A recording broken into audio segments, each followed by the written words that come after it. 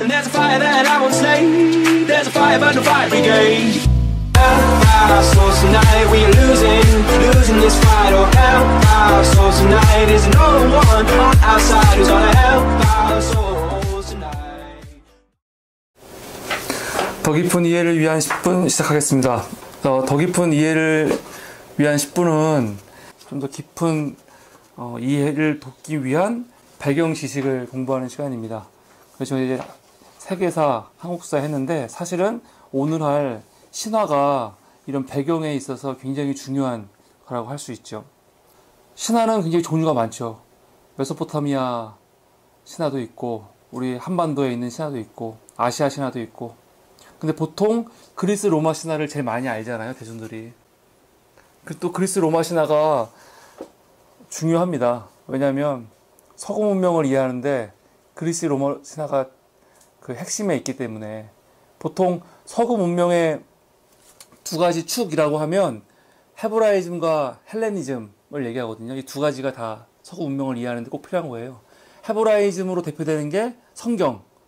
그래서 중세 미술이라든가 문학이라든가 뭘 봐도, 교회를 안 다니는 사람도 성경을 알아야지 서구 문화를 이해할 수가 있잖아요. 성경을 모르면 뭐 박물관에 가더라도 그림을 보건 뭐 미술 작품을 봐도 이해가 짧을 수밖에 없어요. 근데 그만큼 또 비중이 높은 게 헬레니즘. 근데 헬레니즘의 또 핵심에는 그리스 로마 신화가 있는 거죠.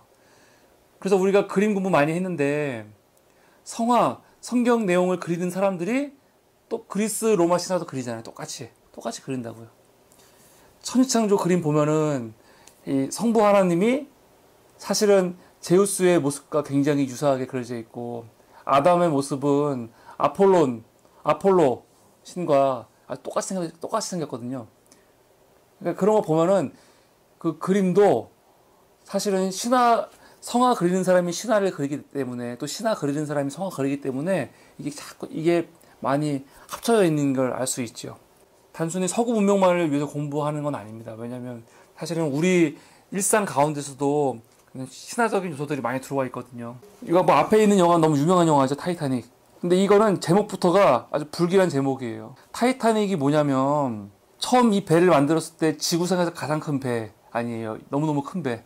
그래서 이름을 타이타닉으로 진 거예요. 왜냐면 티탄이라는 신들이 있거든요. 그 티탄이라는 신들이 거인 같은 신들이거든요. 큰 신들. 그러니까 이름을 타이탄이라고 쓴 거예요. 근데 그 티탄 신들의 운명은, 그 티탄 신들이 아주 우습게 여겼던 이 올림푸스 신들이 있어요. 제우스를 비롯한 이 신들이 올림푸스 신들인데, 티탄 신들은 그 그리스 로마 신화 우리가 알고 있는 그 신들이 있죠. 그 제우스, 뭐 헤라, 아프로디테 이런 신들. 이게 올림푸스 신들이라면 그 한 세대 위신들이 티탄 신들이에요. 그 티탄 신들이 얼마나 우습게 여겼겠어요, 이 신들을. 근데 그 우습게 여겼던 신들에게 지거든요. 완전히 무너지면서 자기들의 모든 권위를 다 자기들 다음 세대의 신들에게 다 이양하는 거예요. 그러니까 타이타닉은 질 수밖에 없는 이름이거든요. 그러니까 이름을 타이타닉으로 지니까 배가 가라앉죠. 그래서 하늘의 권력이 원래는 우라노스에게 있었는데 그 하늘의 권력이 제우스에게 옮겨가고, 바다의 권력은 원래 오케아노스에게 있었는데 그거는 포세이돈에게 넘어가고, 제우스를 보면은 앞에 보이는 여신은 이제 승리의 여신 니케라는 여신이에요. 그래서 전쟁 같은 그림 같은 거 볼 때 제우스 옆에 니케 여신이 딱 서 있으면 전쟁에서 이기는 거예요. 왜? 승리의 여신이니까. 아주 큰 날개를 가지고 있고. 우리가 나이키 말하잖아요. 나이키가 니케에서 나온 거거든요. 그러니까 스포츠 할 때 나이키 신발 신고 하면은 항상 이긴다는 거잖아요. 그런 의미가 담겨 있는 거죠. 그래서 나온 게 아니고. 앞에 보이는 신은 디오니소스라는 신이에요. 술의 신이라고 말하죠. 중세 때 이 술의 신이 아주 박해를 많이 받았어요. 특히 그리스 로마 신화 자체가 박해를 많이 받았지만 특히 이 디오니소스가 박해를 많이 받았는데, 그러니까 이제 중세 가면은 이 디오니소스를 이런 식으로 그려요. 어린아이가 술에 찌들어갖고 있는 모습들. 근데 디오니소스가 사실 이런 신이 아니거든요. 그래서 니체는 디오니소스를 되게 좋아했어요. 우리가 인간이 디오니소스는 인간의 그런 욕망, 또 인간의 본능, 그런 게 좀 충실한 신이라면 아폴론 같은 신들은 굉장히 이성적인 신이에요. 디오니소스는 감성이고 아폴론 신은 되게 이성적이고.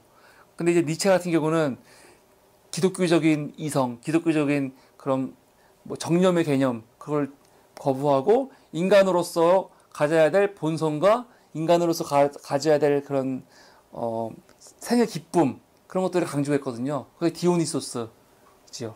근데 이 디오니소스가 로마 신화로 넘어가면은, 네?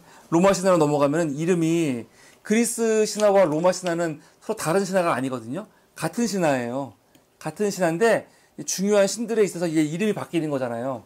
그래서 히라버에서, 그리스에서는 디오니소스가 로마로 넘어가면서 라틴어에서는 바코스가 되고, 이 바코스가 영어로 가면 바커스가 돼요. 그러면서 지금은 음료수가 됐죠. 바카스.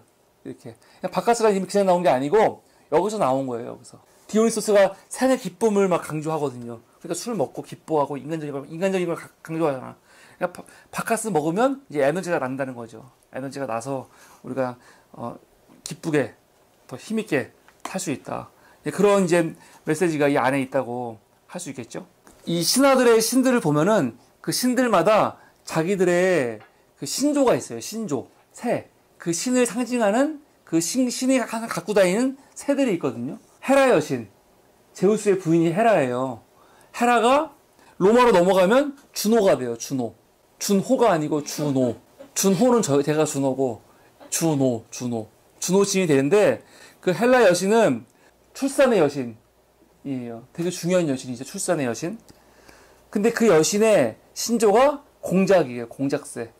공작새가 있으면 그거는 헤라 여신이에요. 아프로디테. 미의 여신이 아프로디테잖아요. 이게 로마로 오면 뭐가 돼요? 비너스가 되는 거예요. 비너스. 근데 비너스의 신조는 비둘기예요. 비둘기. 제우스. 신들의 신 제우스. 제우스는 독수리죠. 독수리. 가장 높이 날고 또 가장 힘있어 보이는 새가 독수리거든요. 그래서 독수리는 엄청난 권력의 상징이에요. 권력의 상징. 독수리는 아무나 가지고 있지 않죠. 제우스만 가지고 있고. 그래서 로마 시대 때 로마의 이 황제, 로마 황제를 의미하는 게 독수리였죠. 거의 황제 같은 권력을 탐하다가 죽은 사람이 카이사르거든요. 시저. 카이사르가 있던 로마 군단의 상징이 독수리였어요. 그러니까 로마 황제가 독수리를 자기 상징을 가져온 거고, 지금은 독수리가 어떤 나라의 상징인지 알아요? 미국이잖아요. 미국. 그러니까 미국이 독수리를 상징한 게 단순히 그냥 미국에는 독수리가 많아서 독수리가 아니에요. 독수리 자체가 이미 신화적인 세계에서는 최고의 권력을 상징하는 거거든요.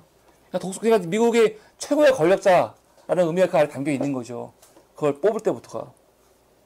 그러니까 이런 상징을 알면은 더, 이게 뭘 의미하는구나. 뭔가를 우리가 영화를 보건, 만화를 보건, 소설을 보건, 문학을 보건, 그림을 보건 이해할 수 있는 거죠. 신들의 모습이 많이 조각으로 되어 있잖아요. 조각상으로. 근데 이걸 딱 봤을 때 사실은 어떤 이 지금 조각으로 만들어져 있는 신이 어떤 신인지 우리가 다 알 수 있어요. 대부분. 왜 알 수 있냐면 그 신들을 상징하는 신조가 있죠. 신조도 있지만 또 다른 여러 가지 상징 코드들이 있거든요. 만약에 어떤 신이 사자로 된 가죽옷을 입고 있거나 아니면 방망이를 듣고 있거나 사자 가죽을 가지고 있다. 이 신은 누구예요? 헤라클레스예요. 헤라클레스가 전설적인 사자를 잡아서 죽였거든요. 그리고 그 가죽을 벗겨서 본인이 쓰고 다니잖아요. 창이 있어요. 근데 만약에 창은 창인데 삼지창을 들고 있다. 이 신은 누구예요? 포세이돈이에요. 포세이돈. 이거만으로도 알 수 있는 거죠. 머리에 포도 덩쿨을 막 갖고 있어. 아까 술의 신 디오니소스고요. 이런 상징이 있는 겁니다. 이제 우리가 오늘부터는 더 깊은 이해를 위한 10분 시리즈로 이제 신화도 하나 추가해서 같이 공부하려고 합니다. 경청해주신 여러분 감사합니다. 팟빵을 듣고 계신 여러분 감사합니다.